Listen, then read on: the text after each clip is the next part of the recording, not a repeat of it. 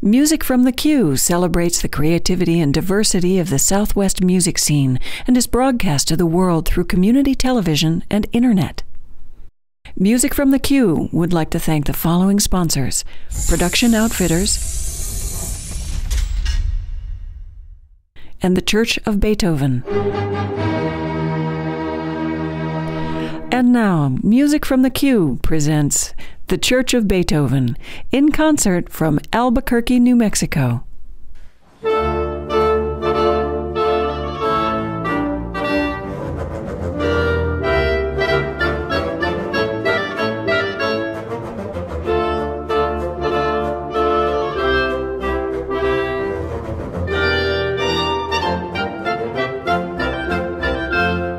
My previous experience in this was with a group called Domus, which I started in London in 1977. And the interesting concept there, not too different from this, was to create a new concept for presenting classical music.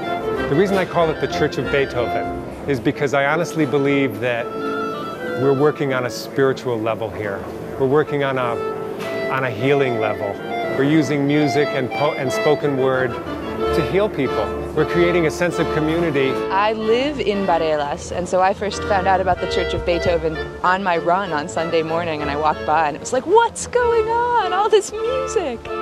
Yeah, we started coming when they first started and really enjoyed it and kept coming back. I like the intimacy of the music. I think I commented that I'd never been so close to classical music before, just about getting poked in the eye with a bow, and it was fantastic. Yeah.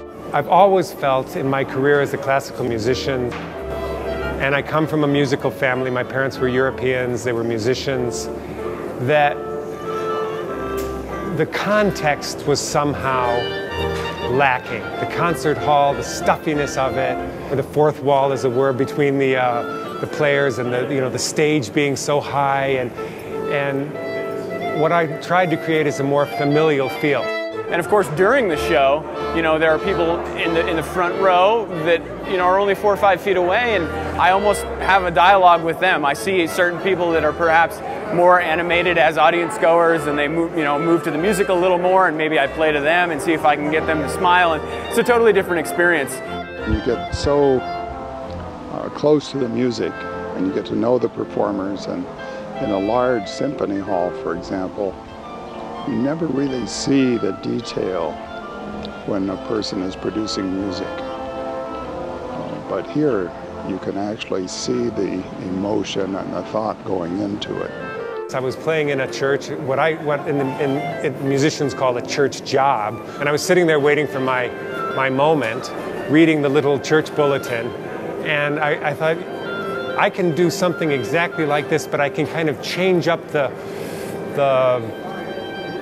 formula a little bit, present more music with a little less spoken word to sort of fill in where the sermon is, but to do it on a weekly basis. That was the real conceit of it, that most concert presenters don't attempt to put on a different show every single Sunday. And I honestly wasn't sure if we were going to pull that off. It isn't just classical music. We have a marimba group, we have a jazz band periodically. It's an eclectic collection of music. We had a flute player who managed to get sounds out of a flute that I'd never heard before. It's a wide range of all kinds of music.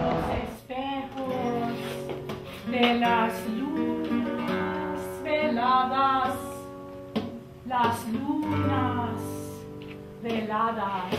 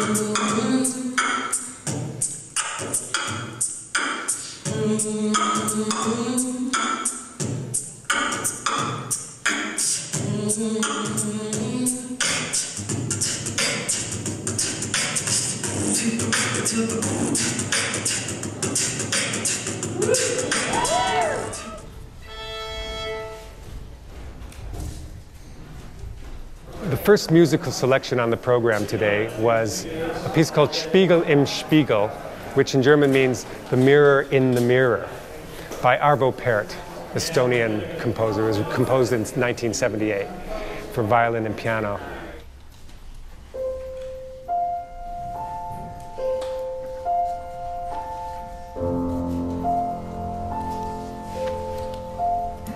I am particularly enamored of this piece because it's so very simple. It has so few notes in it, but it really is very deep. And I consider it a healing piece. It always brings me to tears, and I know that it brought a few of the other people here to tears. And that's what we're after. We're after a transformative experience on the part of our audience.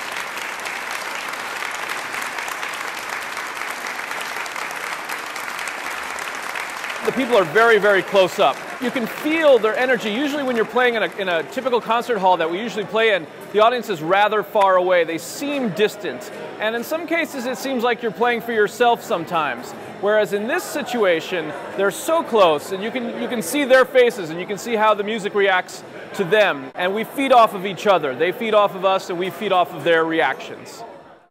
I'm a new resident with my wife in Albuquerque about 1.5 years or so. We lived in Puerto Rico for about 35 years, and we retired here. We both of us have degrees from UNM. So we came back here wondering what we would do with our new lives, with our retired lives. And then a month later, maybe 2 months later, I saw an ad in the Alibi for something called the Church of Beethoven, which is going to start up on the following Sunday. And it was terrific. I mean, the musicians were doing their thing, and I was as close to music as I've ever been in my life. You could see the violinist sweat. It was terrific.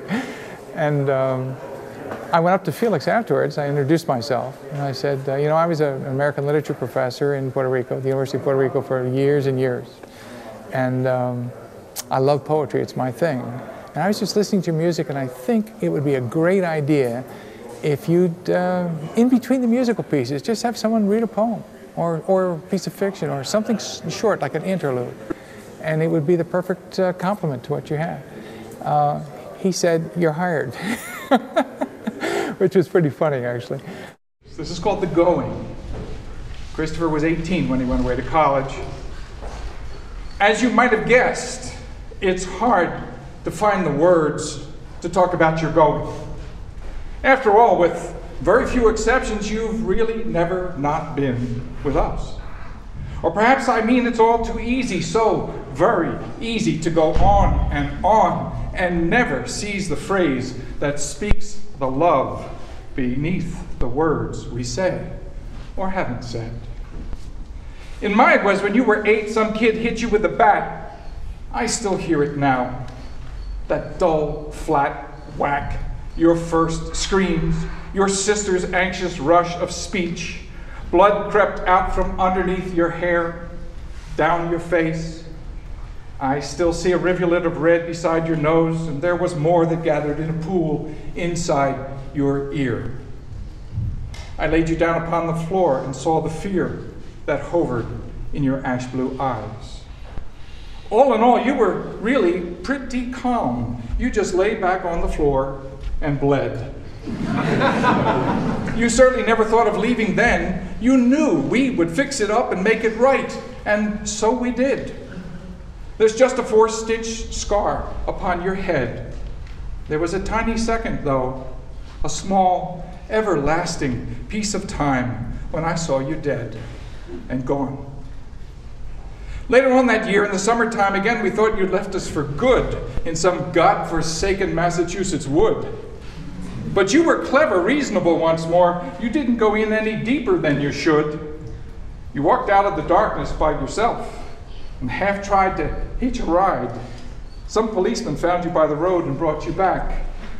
We'd begun to think that you had died. Then when you were 12 and playing hide and seek with friends, you seemed to try to fly by stepping backwards off a ledge a good 3 stories high. All you remember are your fingers reaching for the edge as you flew by. They pulled you from the mud and placed you in my arms. I still feel the limp, dead weight of your body hanging there. Your eyes were open, but you had no sight. I've often wondered where you went while flying through the air. Anyway, it was just another scare. You wound up with a broken wrist, a twisted shoulder, and a few bad dreams at night. Over all these years, we've always played our part. We took you everywhere we went. We told you it was good for you. Experience, we said, would make you free. It would make you smart. You didn't always agree. There were times you felt alone, abandoned to some solitary hell, dragged along with us to find some strange world you had no urge to see. For all I know, you still have doubts about those trips. It's hard to tell. You don't always say what's on your mind. A year or so ago, we sent you off to relatives so you could practice life on your own. How to keep accounts, how to earn your bread, how to make a bed you could lie in. I guess you learned okay. A month ago, you left for real, leaving us to work out how we feel. When your plane took off and slowly climbed, then banked, and vanished in the distant clouds, there was nothing left for us to do but watch it go. There's no way to tell about the ache that followed it, how inadequate a mouth seems when it says goodbye, how absurd arms appear when waving to an empty sky.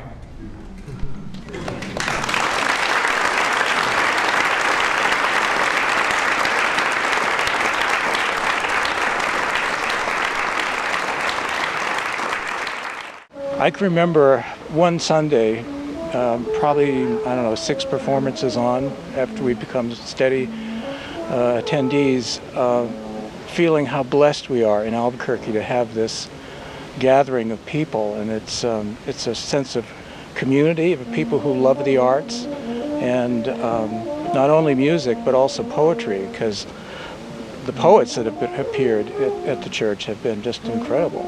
Mary Ann Moore's Paper Rat digesteth hard iron.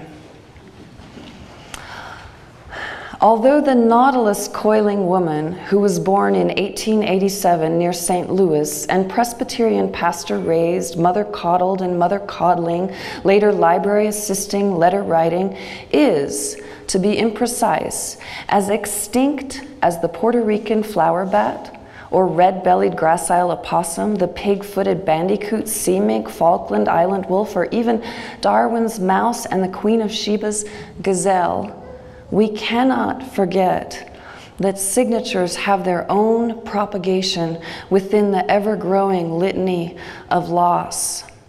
Genetics and pages serve similar functions. The double helix isn't the only plumb line that leads back and forward into lineages that can be tapped or mutated or disavowed. Paper also digesteth hard iron. Yet some people read so little, and not the way a woman put down Ulysses in praise of other books, that a common rodent would make better use of the pages, and writers may make better use of rodents or nicknames. In a jar on my desk is the skull of a wood rat that I lifted from soft dirt under juniper when the flash of sun-bleached bone bent my attention. The find was a stunner, a rare glimpse inside the toothed head of Gnaw. And now, 5 years later, the skull still does something for me. Perhaps the eye sockets humor me or humble me.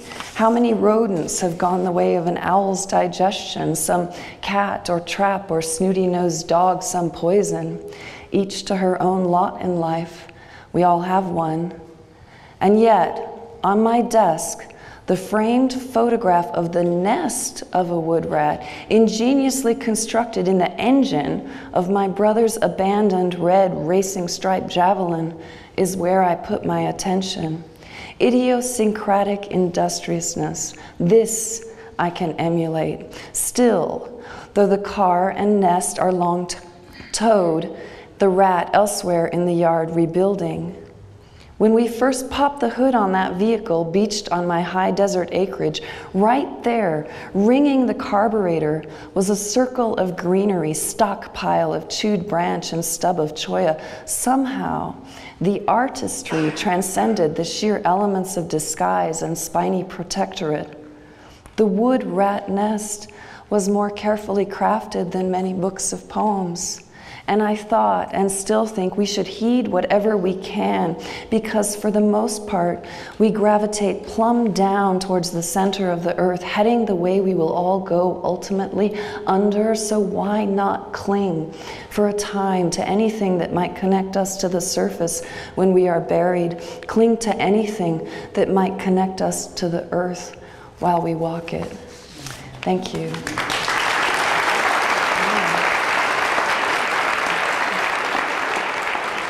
It's fully inspirational, just to see what human beings can do artistically and musically and with words it's just awesome, to coin a trite word, but it puts you in awe of people and their wonderful talents. What could be better than that? Fantastic. Well, now we have our traditional 2 minutes of silence. Call it what you will, meditation, to honor silence as a ground upon which we build all of this music and poetry, and to really give it its due. So for 2 minutes, we'll sit quietly. I come because I leave every week with a feeling of being nurtured and a very serene feeling, and it's like an oasis for me. You know, my life is busy like other people's lives, and I come here and I just kind of really relax and really get grounded. We're after a transformative experience on the part of our audience. This is not mere entertainment. That said, the Dvorak Serenade is just that. It's a serenade. It's designed to be light and fun and almost background music. If it wasn't written by Dvorak and it wasn't a total masterpiece, it would be perhaps dance music or background music at a party. and it's written for 12 musicians, all winds except for the cello and the horn and the bass. And so it's like a wind band. It's like something you might hear in an outdoor concert on a square in Prague.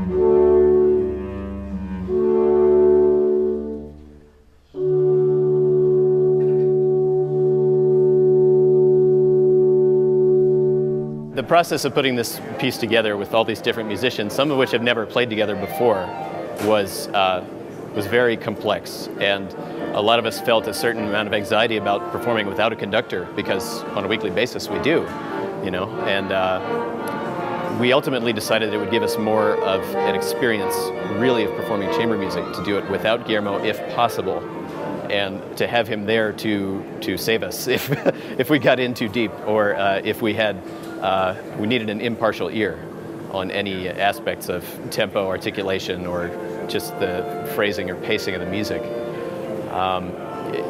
it was really amazing to have him here. He's very hands-off in a lot of ways with his style of direction, and he wants to give wind players the maximum amount of freedom to do what they're capable of and to really feel that as though they are leaders. And he really, I think, didn't want to conduct. He wanted us to show him that we could lead the group and perform in a way that was just totally top level. And I think that we delivered that. I think he was very happy with what he heard, and grateful also not to have to get up there and wave his arms.